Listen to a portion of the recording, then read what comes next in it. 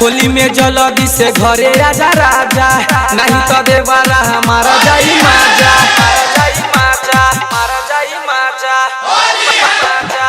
होली में जल्दी से घरे आजा राजा, नहीं तो देवारा हमारा जाई माजा। रोजे रोजे आके देवारा वाला फरा करिले, रोजे रोजे आके उमुआ नहला फरा करिले।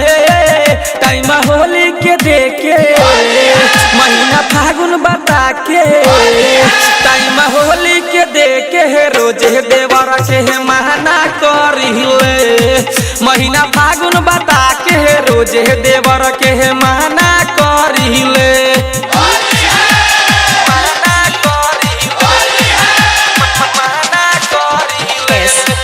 डायमंड रिकॉर्डिंग स्टूडियो छौड़ा फागुन बता के रोजे देवर के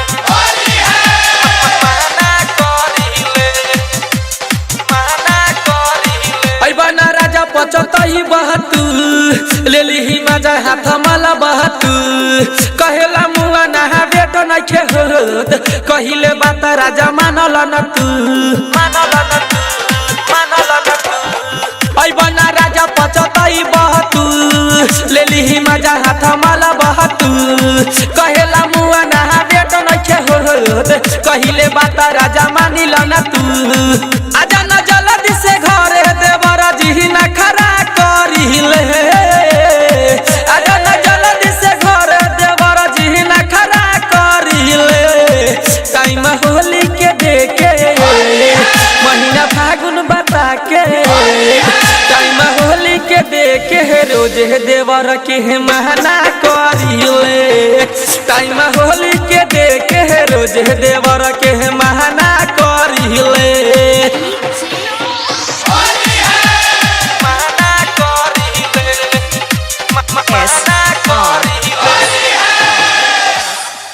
महीना फागुन बता के रोजे देवर के महना करिले, महना करिले।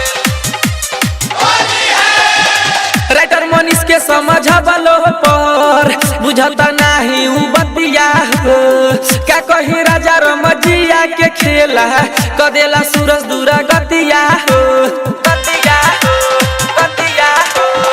राइटर मनीष के समझबलो पर बुझता नहीं उ बतिया हो।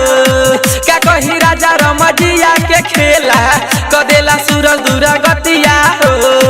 का कही राजा कुमरा के खेला पहरा पढ़िले, का कही बउआ ललवा के खेला पहरा पढ़िले।